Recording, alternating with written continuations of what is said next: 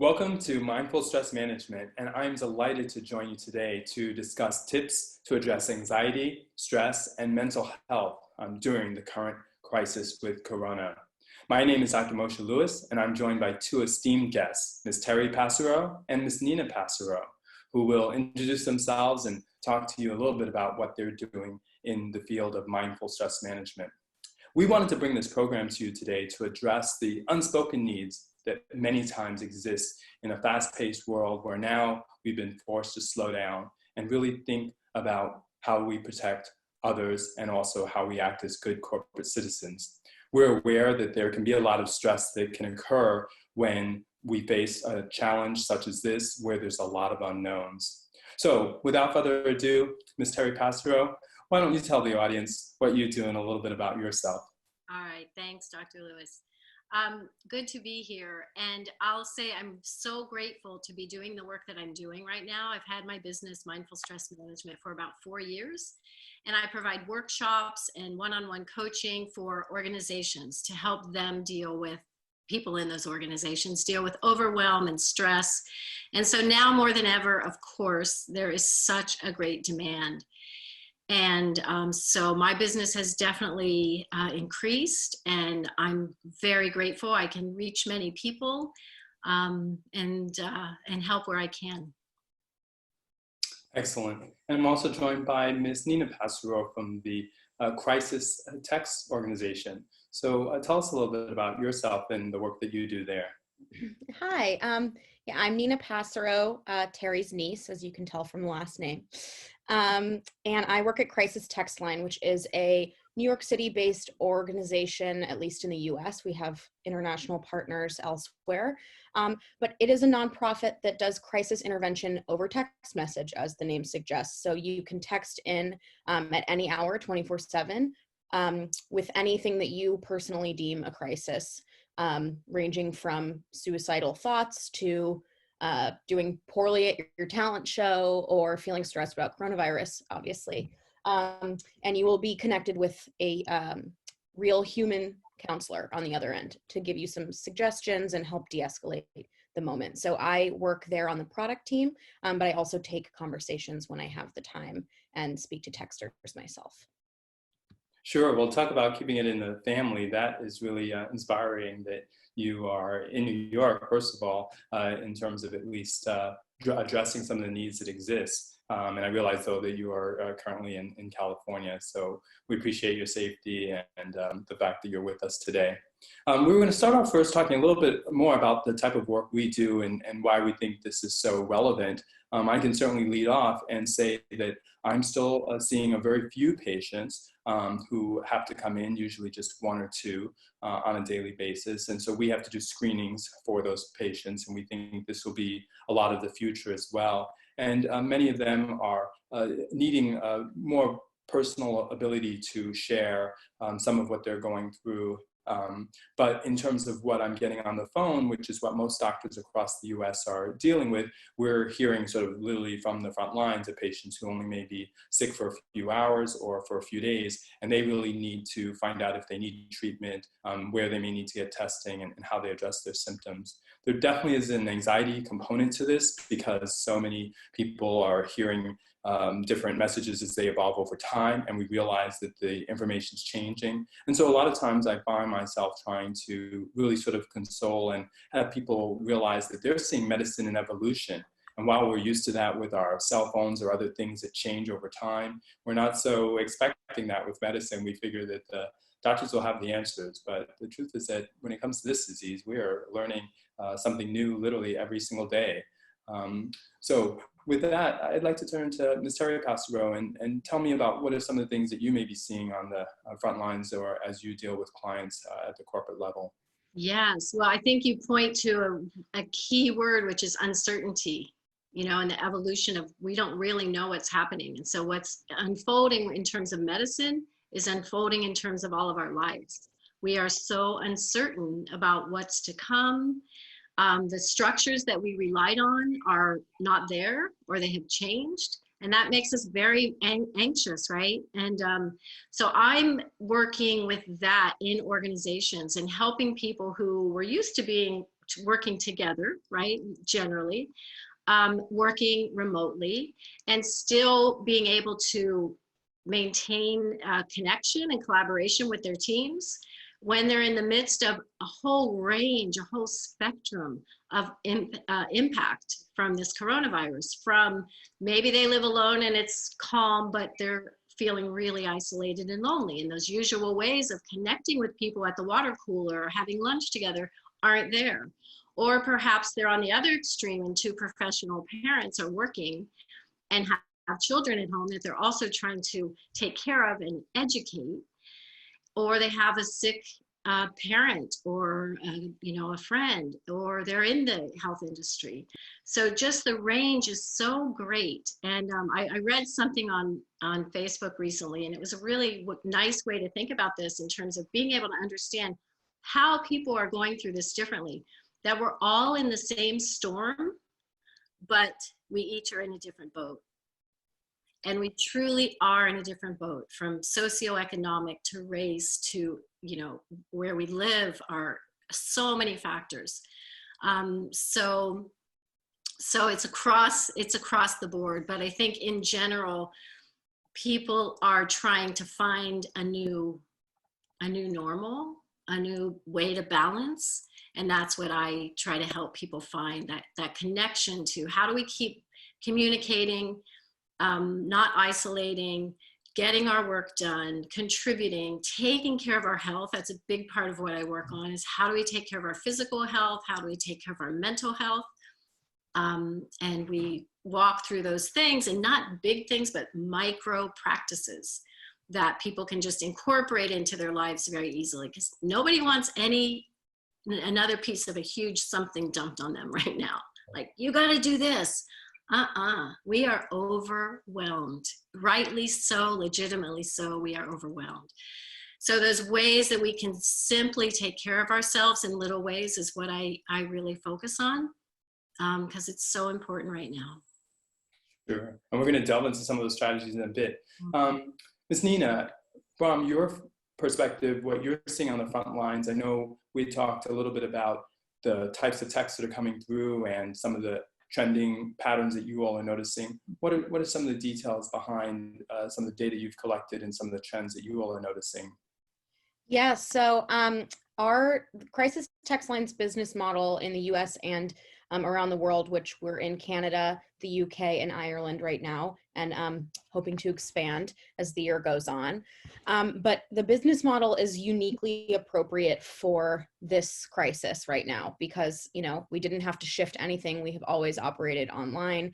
Obviously, the employees who work in the office typically are working from home, but otherwise, it's a volunteer-run organization that everyone can do from their homes already. So we were really well equipped to deal with this.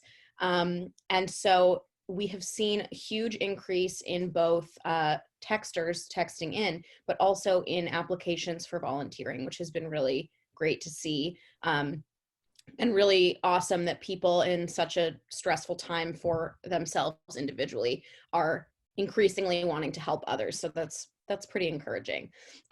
Like I said, we've seen a lot more volunteers and texters. For the first time ever in the US only, we've had 7,000 monthly active counselors, which is the highest we've ever had. So we're seeing pretty record-breaking numbers on both sides through all of this. We've also seen increases in applications and texts from Asian American people who are responding to the racism that is sort of floating around because of this coronavirus. They're being generally inspired to help and also to reach out for support, which is wonderful on both sides. We also have been tracking what we see around coronavirus by adding a tag to the conversations that says COVID-19, so we can measure what we're seeing. And we've seen that quarantine is a top trending word. We've also seen, this is pretty amazing to me, that a large number of our volunteers and also texters, but volunteers are essential workers, which is wild because they are more needed and I imagine more overwhelmed than ever, and yet they are still motivated to add something else to their plates and help even more people in a different area.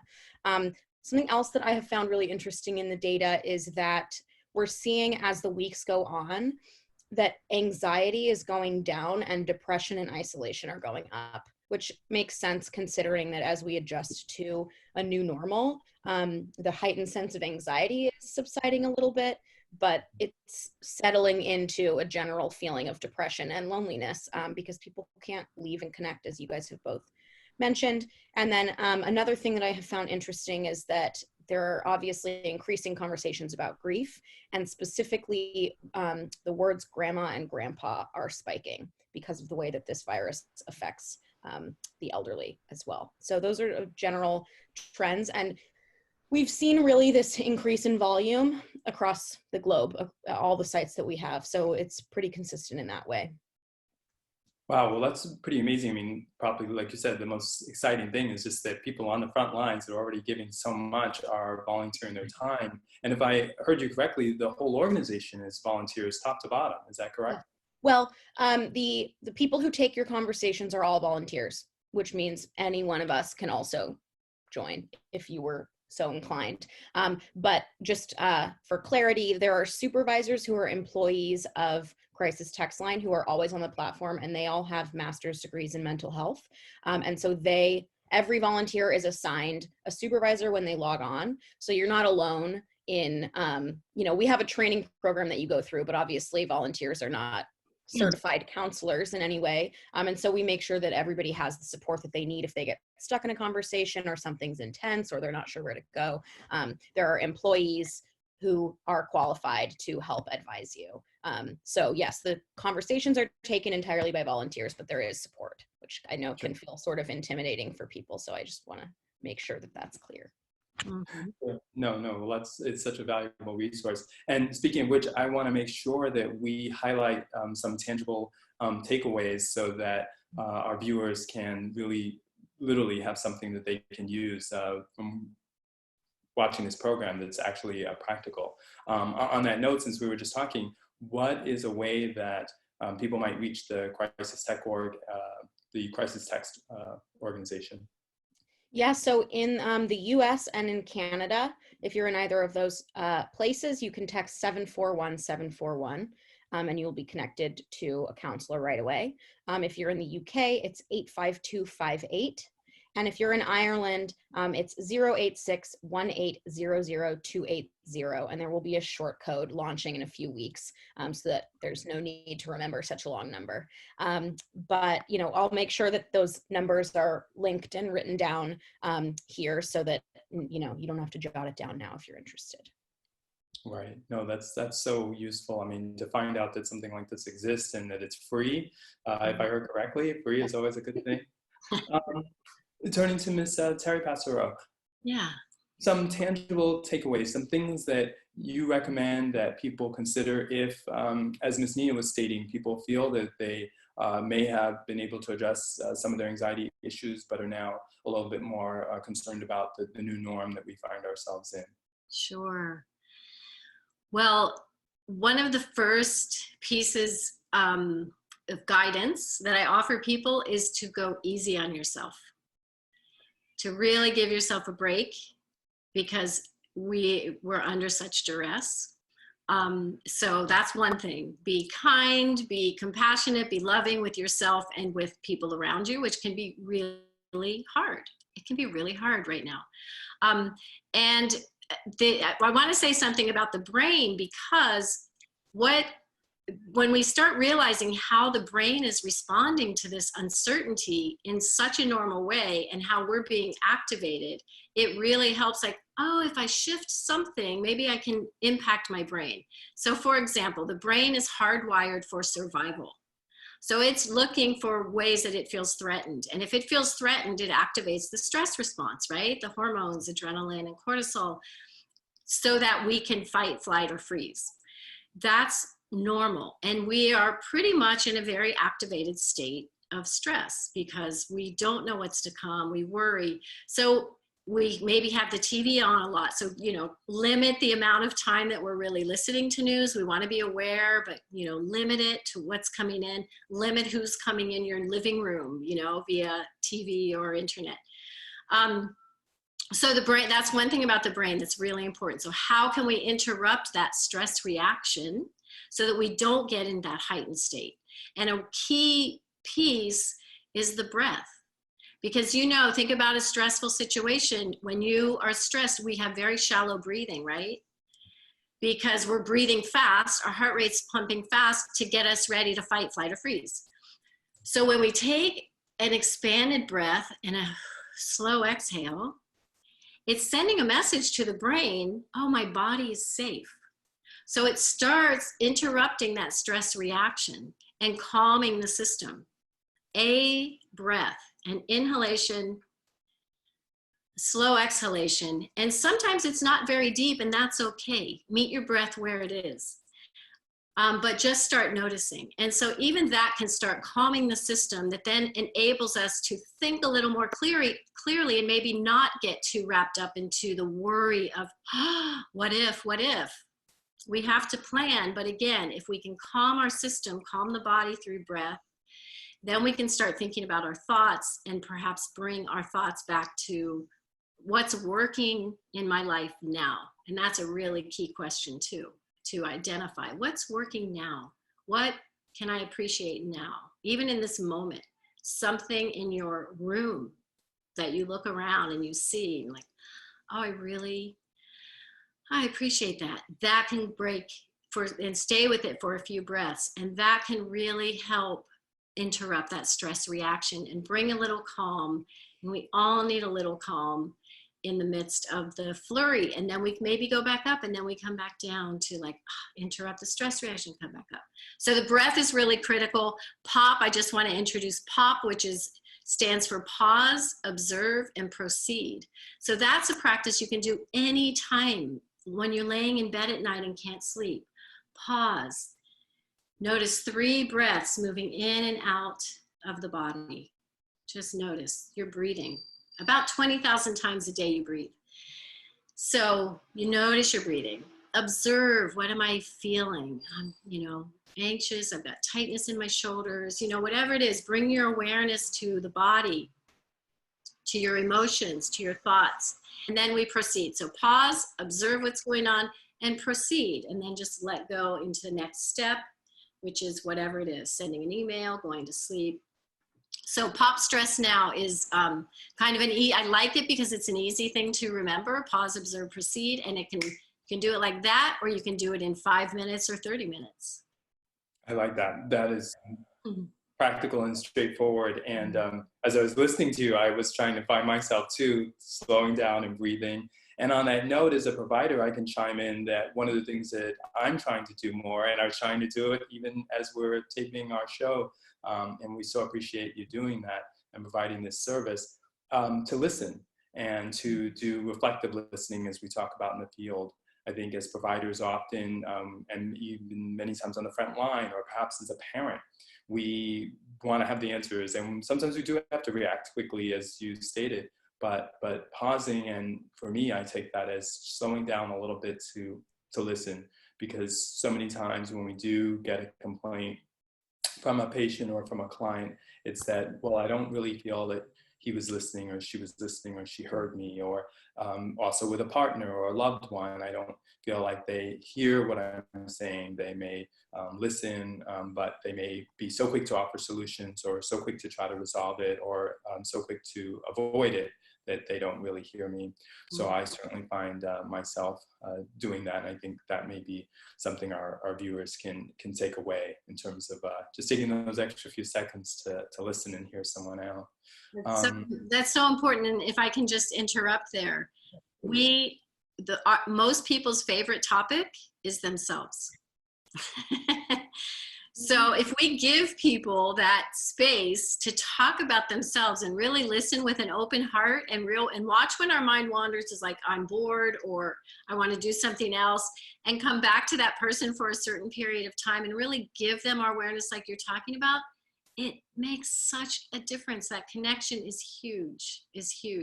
And that relates to the brain again, in that the brain is also wired for social connection. We need each other. We've evolved because we have been able to rely on each other and collaborate. So we need that. So the listening is a part of that collaboration. What do you need? What am I hearing from you? How can we work together? It's so critical and something we can all, improve on, I believe. We have two ears and one mouth. Remember, that's what they say. Right. We can't do it too much. Ms. Nina, maybe some insights that you all have found at the crisis text line that you feel, gosh, these are common denominators or some pearls or tips that we give to our volunteers. And also just one little clarification, if I'm not mistaken, some of your youngest volunteers are in their teens, is that correct? Yeah, I believe you have to be 18. I should fact check that. Cool. I don't think you can hop on at any age, but yes, I mean, we definitely have people who volunteer from college all the way to, we have volunteers who are elderly people who, it's actually pretty amazing. There was an article, I'll find it after this, but there was an article written about this one volunteer who spends a lot of time on the platform, who is an elderly woman who is talking to, I mean, a lot of our texters are young people. We've seen the numbers go up. We've seen people who are a little bit older be texting in more during COVID, actually, but typically a big proportion of our texters are younger people, 18 and under. And so it was really remarkable that this elderly woman had been counseling people who were, 11, 12, 13, 14, 15, people who likely never would have asked for advice from a woman in her 70s or 80s and didn't know that that's who they were talking to. And she's learning about what younger people are thinking about and terminology and stuff like that. And they're learning from someone who has lived a lot more than they have, and neither of them are aware of that necessarily, but it's pretty remarkable. So the service does pair up fairly unlikely people, and it works. It goes to show that, we all have something in common, and, sometimes removing the face in front of you allows people to connect in that way, which I think is really interesting. So I'll find that article. I'm sure I didn't paraphrase it as well as they described it, but it's really interesting. But yes, so our volunteers range in age quite a bit, and also in experience. Some people, like I said, are students, teachers. I'm sure many of them are actually unemployed now, given the crisis. And so it's a lot of different people from a lot of different backgrounds who share the training that we put them through in common. But of course, everybody brings their individuality to their conversations as well. So it's definitely very interesting. And in terms of some tips that we sometimes will recommend during conversations, it's important to remember that crisis text line is not intended for any sort of ongoing therapy. The idea, we say, to take you from a hot moment to a cool calm. So you're texting in a crisis about whatever it may be. And the idea is that by the end of your conversation, you have de-escalated a bit and you've gotten some of the care that you need. Of course, you can text back in 24/7, anytime. But ideally, some of the tools that you get in your conversation are things that you can rely on without necessarily texting in the future. So it obviously depends on the person who's texting in and what they're going through. But something that when I take conversations, send to most of the people is it's a breathing GIF that it essentially just shows like a circle opening and closing, and it says inhale, and then you inhale with it as it opens, and then exhale, and you exhale with it as it closes, which you guys have both mentioned the importance of breathing. And so that can really help people. I mean, sometimes it feels silly to send when someone texts in with a really substantial life problem and you're like, look at this circle opening and closing, it'll help. But it actually does. It does help. So that's one thing. And we also ask people individually, what have you done in the past when you felt this way that has made you feel better? And if they don't have an answer for that, what do you do in general to relax or to have fun or unwind or anything like that? And sometimes people will say, I love to hang out with my dog, or I really like to draw or write or go on walks or watch Netflix or anything like that. And so we will sort of take the lead from them and say, what do you think about going for a walk right now? Or, in the case of COVID, it can be hard because a lot of the activities that we used to rely on aren't necessarily available to us. So you can find alternatives, or even sometimes just thinking about the time in the future when you will be able to do that thing can be helpful. So there's no one size fits all solution that we provide, and also solution's not even the right word because that's not necessarily what we're providing. But, you know, depending on the texter themselves and sort of coping mechanisms they already rely on in their lives, our job is really to help them come to their own conclusion about tools that many of them already have in their arsenal, that they can use in that moment, because sometimes that perspective is needed. You can't really see those things when you're thinking about your own life. So those are definitely some of the tools. And we also, of course, have, you know, some people will text in dealing with the chronic illness, and they're, even before COVID, have been unable to leave the house, or something like that, you know, reduced mobility.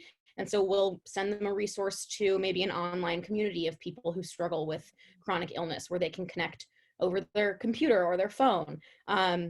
We will send them to, you know, resources that can help them connect to counseling services in their community, that they can go to in person. So it's not just little things like the image that I mentioned. It's also sometimes tools that they can use on an ongoing basis after the conversation is over. Sure. Well, I think any access to resources and even this tool and platform that you all have is so critical, because it sounds so easy to access, and the fact that it's available 24/7 really helps, because I'm sure you may notice that there's a spike, especially if it's younger people, maybe later in the day or very, very late in the day, as far as maybe even early in the morning. Yeah, absolutely. Sometimes That I'll actually reminds me of one other thing, is that we look very closely at the data that we get. Excuse me. We look closely at the data that we get about, I mean, in general, but we look at what times of days certain issues spike, or days of the week. And of course, we can look in the US specifically, we look across the country. So we'll know conversations about eating disorders spike on Monday afternoons generally across the country, or stress increases in evenings on Sunday nights, which is something that most people know. So things like that have actually been used from us to advise schools, for example, you know, when they're thinking of programming around eating disorders. We'll say, hey, we actually generally see that concerns from students about this topic spike around this day. So maybe you want to plan your programming around then. So there's a lot that can be done that sort of you maybe wouldn't think of initially, that can be done with the kind of data that we see coming in, because the sheer volume of conversations that we're dealing with and people who are reaching out for help really creates like a huge data set of information that has previously been entirely unavailable. So that's interesting as well. And that data is something that you can look at. We have a website where you can sort of toggle and see when certain things spike and where. So I can be sure to link to that too, because if all else, it's actually just interesting to see. Sure. Yeah. Wow, that's great. I didn't realize you all made it publicly available, so that's even better. One of the things I want to make sure we cover is sort of our even own personal approaches. It's easy when we have our professional hat to recommend, and I know for myself, one of the things that I'm trying to do myself, as well as with my family, is something as simple as going in the backyard and just standing in the grass and just doing, as you all both alighted upon, some breathing, just for a few minutes. I've been trying to get the kids into that as well. We've done a few meditation sessions. We've changed sort of where we go and where we walk. We're constantly trying to change up where we're at in terms of walking in a different direction, given the precautions. And certainly even that's something that could be performed on in the house if one doesn't have a yard or grass access. Sometimes, you know, in big cities that may be a little bit more harder to access. So on carpet, if you're in your bare feet and you close your eyes, it's amazing. It really allows the other senses to take the information. And even if it's a different surface, really just feeling it, whether it's linoleum or tile or brick or wood, just really having that connection, so to speak, with the earth, which is where it comes from. And it's not certainly something that I came up with. Many people do these meditative walks, but I just find it so simple and accessible. And how about you? We would start with Ms. Terry. What's something that you've incorporated in your own life or that you like to use to decrease stress? Well, thank you for that, because I'm feeling my feet on the carpet as you talk. It's very grounding. Okay. Yes. So I do a lot of meditation. I'm doing more, like formal sitting meditation, which just kind of helps build the muscles so that I can have mindfulness throughout the day, right? It's not just about sitting on that pillow. So that's an important part for me. Also movement. I'm really trying to pay attention to how I can take care of myself, bring pleasure. What's pleasurable for you? What's pleasurable for me? So for me, it's music is huge. I play the piano, I'm learning the guitar, and connecting with friends, connecting with my mother who's in Ohio and I'm in San Francisco. So there's a real concern there for her health and well-being. And you, Messina? So I'm working still full time, which I'm super grateful for. It's something that I realize is such a privilege that most people don't have right now. But that has been, honestly, maybe that's sort of a boring answer, but I've been really grateful to have work to keep me busy and keep a sort of, semi-normal schedule going. And I think actually that, also I've found it helpful to take conversations on the platform, as I've mentioned, because I think, as Terry mentioned, there's so much pain and it all is sort of bizarre, and our schedules and our lives and everything are not as they once were. And so it can feel really productive to talk to other people and help and try to use this energy. And you can do it from your bed. You can do it anywhere. When you take a conversation, you do it on a computer. People text in from their phone, but the whole interface is accessible by your computer. So you can just sit anywhere and take them. So I've been doing that. And I also find that for those of us who are not as lucky to have a work schedule that sort of can keep them sane and a little bit regimented, you can schedule shifts on the Crisis Text Line platform as well. So you can, obviously you're welcome to join at any time, but I think it could be helpful for those who are looking for a little more structure in their day to schedule a shift. They're in 2-hour blocks. You can obviously stay on longer if you want, and if you need to run halfway through a 2-hour block, that's okay. But you can make that a part of your day or a part of your week where that, on Sunday nights from 8 p.m. to 10 p.m. or whatever time, you have a commitment and you're going to go and you're going to spend that time and set it aside. And I think that could be really helpful. It certainly would be for me to create some sort of necessary task that is scheduled at a certain time for a certain time that you can be held accountable to. And like I said, the work itself also feels really productive and rewarding, at least to me and to the thousands of people around the world who are doing it right now. So that is something that I really have been enjoying and grateful for during this wacky time. And reading. It's a great time to read the books that you have always said you would read and never would have otherwise. So read. Sure. Well, I know it's a very valuable resource, and those people, thank you. And we're grateful to all the people that are volunteering and giving of their time, including all the extra time that you're putting in as well. So yeah, we wanted to really make sure that this program provided some useful tips, which I feel we tried to touch upon in terms of breathing, in terms of POP, as Terry was talking about, in terms of a crisis line that's very tangible and something that's available 24/7, and for which one can participate in as a counselor advisor by getting treatment, or rather I should say training. And so I hope that these have really been a true, easy, accessible walk, so to speak, metaphorically into how we think about ways to deal with our stress. We realize that this is a very different time and that we're going into a post-COVID world, as they're calling it, where new emotions and new factors and a new way of interfacing with each other and certainly with the world will probably certainly become a norm for quite a bit of time. And so while that also may be a little bit stress-provoking, I hope that some of the things that we touched on today provide a very easy way. Some of them are free, some of them are very simple, most of them are very doable.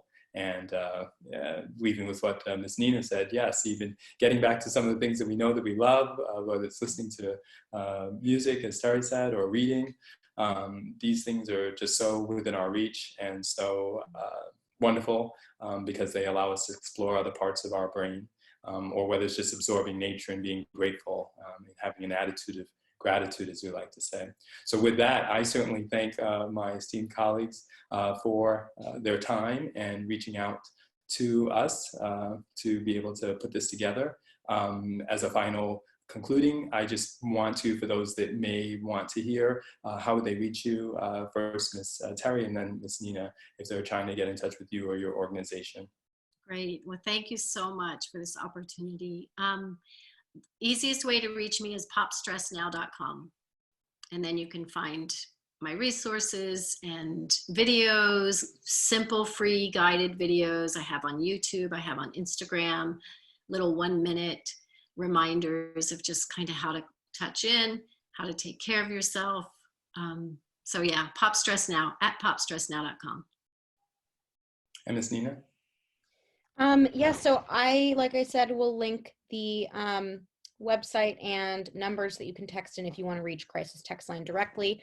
You can apply to volunteer if you'd like at crisistextline.com or at the websites that I'll link for the UK, Ireland, and Canada organizations.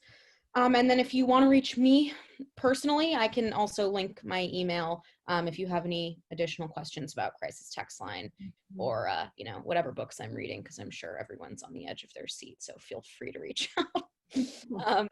And yeah, check out the Crisis Text Line website. That's where you'll find most of the information.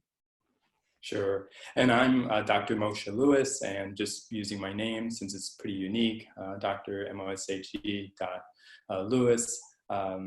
It's easy to reach me and find me, and I enjoy being a resource and available however I can assist. So again, I thank you all. I thank you all for watching. I thank you all for participating, and we look forward to continuing to be able to serve. Thank you. Thank you both. Thank you.